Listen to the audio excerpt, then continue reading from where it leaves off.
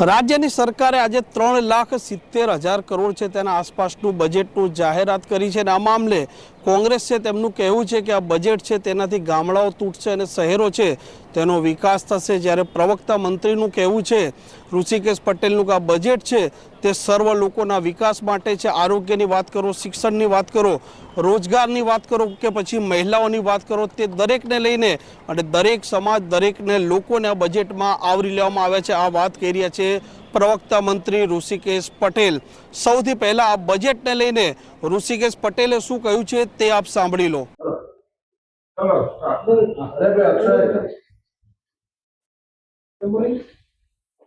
આજે 2025-26નું આદરણીય ભૂપેન્દ્રભાઈની સરકાર અને નાણામંત્રી કનુભાઈએ જે બજેટ 25-26માં આપ્યું છે, લગભગ 3,70,000 કરોડ ઉપરનું આ બજેટ એ સર્વાંગી વિકાસ અને 2047ના રોડમેપ સમ આ બજેટ છે।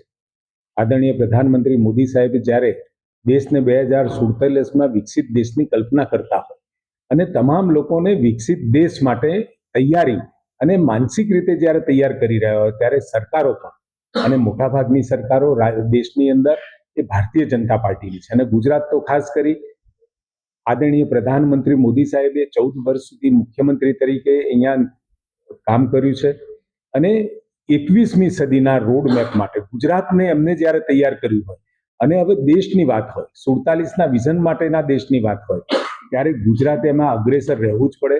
દરેક ફિલ્ડની અંદર જ્ઞાન, સાહેબે જ્ઞાનનો મંત્ર આપ્યો છે।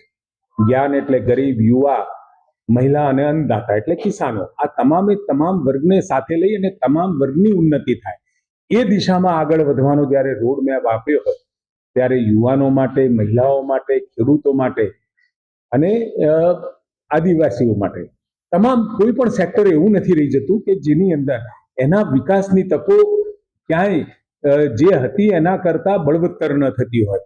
તમામે તમામ યોજનાઓ કે જેમાં દરેક વર્ગના લોકોને મહત્તમ બેનિફિટ થાય અને આગળ વધવાના પથ ખુલ્લા કરે એ રીતનું આ બજેટ છે।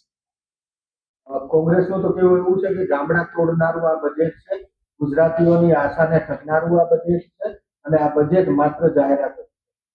તમે જોઈ રહ્યા છો કે આદરણીય પ્રધાનમંત્રી મોદી સાહેબ જ્યારથી ગુજરાતમાં આવ્યા અને 2003માં વાઇબ્રન્ટ એટલે કે ઉદ્યોગો આવે અને ઉદ્યોગો આવે એટલે સ્વાભાવિક છે ઉત્પાદન થાય, ઉત્પાદન થાય એટલે રોજગારી મળે, રોજગારી મળે એટલે રાજસ્વ પણ મળે, દેશને પણ ફાયદો થાય, ગુજરાતને પણ ફાયદો થાય।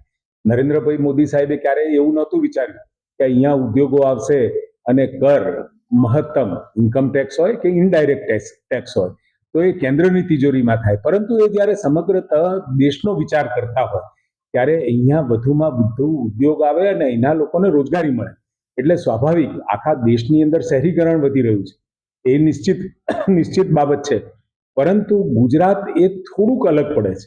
ગુજરાતની અંદર અહીંનું જે ટેલેન્ટ છે, અહીંના યુવાનો છે કે જેના હાથમાં કામ આપવાનો વિષય છે।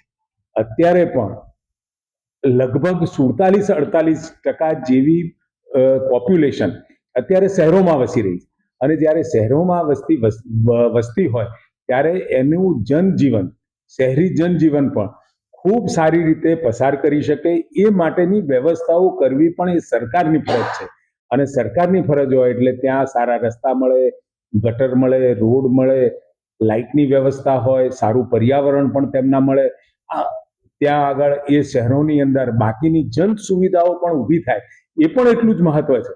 50% જેટલી વસ્તી જ્યારે શહેરોમાં વસતી હોય ત્યારે શહેરીજનોને પણ સારું જીવન સ્વાસ્થ્ય સાથેનું મળે એ દિશામાં રાજ્ય સરકાર વિચારે અને રાજ્ય સરકાર દ્વારા આ વખતે જે શહેરો માટેનું જે બજેટ મૂક્યું છે એ શહેરોની સાથે ગ્રામીણમાં પણ એગ્રીકલ્ચર હોય, ગામમાં રહેતી આપણી માતાઓ, બહેનો, બાળકો હોય કે પછી ત્યાંની સ્વાસ્થ્ય સુવિધાઓ અને સાથે જે આપણો કોસ્ટલ કિનારો છે, કોસ્ટલ છે જે દરિયા કિનારો છે એ દરિયા કિનારા ઉપર પણ જે ફિશરીઝનો વ્યવસાય, મત્સ્ય ઉદ્યોગનો વ્યવસાય પણ વિકાસ પામે એ દિશામાં આ વખતે અનેકવિધ જોગવાઈઓ સાથે આદરણીય કનુભાઈએ આ બજેટ રજૂ.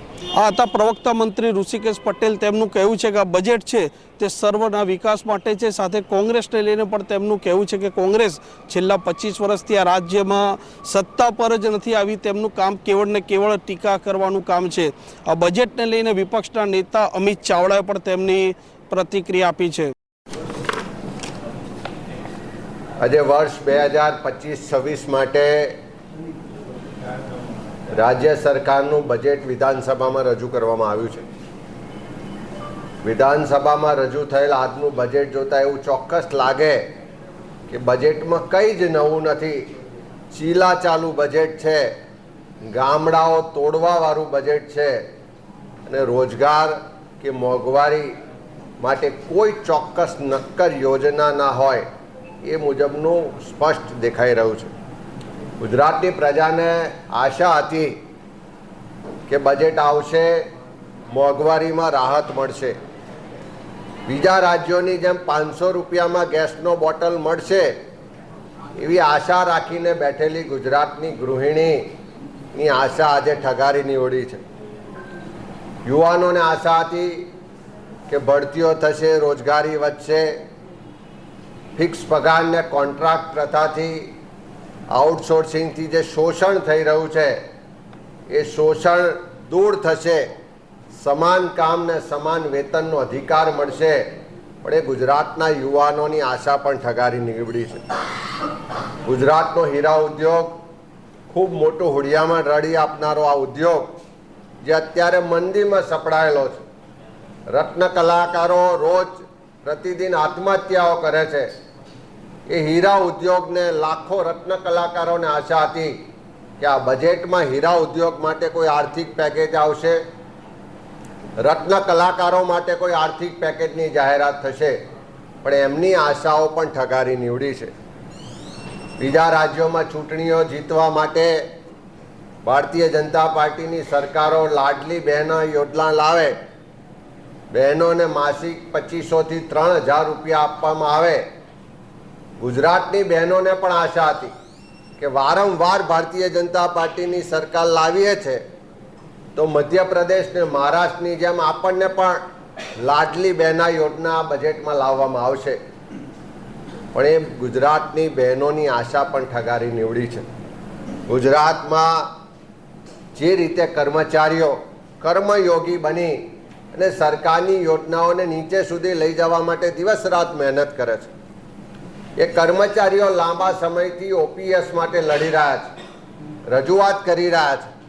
એમને આશા હતી કે આ બજેટમાં સરકાર ઓપીએસ લાગુ કરશે અને અમને જૂની પેન્શન યોજનાનો લાભ મળશે.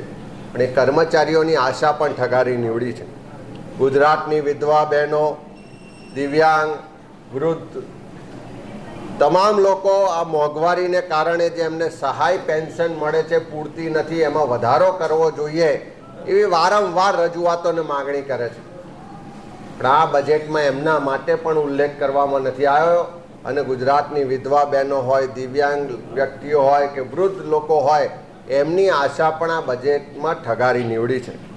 ગુજરાતની આંગણવાડી વર્કર હોય, આશા વર્કર બહેનો હોય, લાખો મધ્યાહન ભોજનના કર્મચારી છે.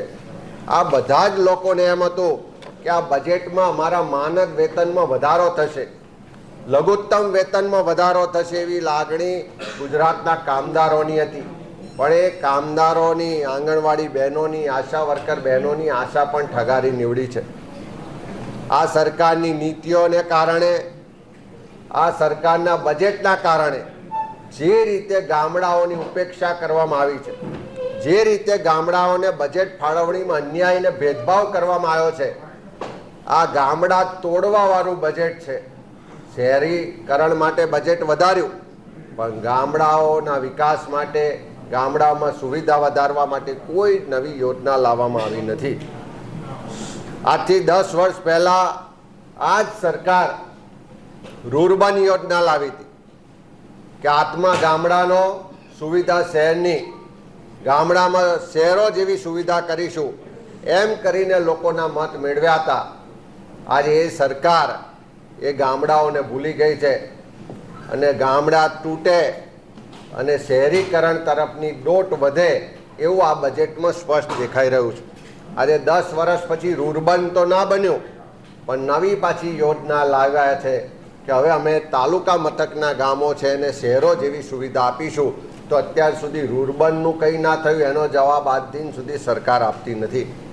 ગૌચરમાં ફેન્સિંગ મારવાની વાત કરે છે.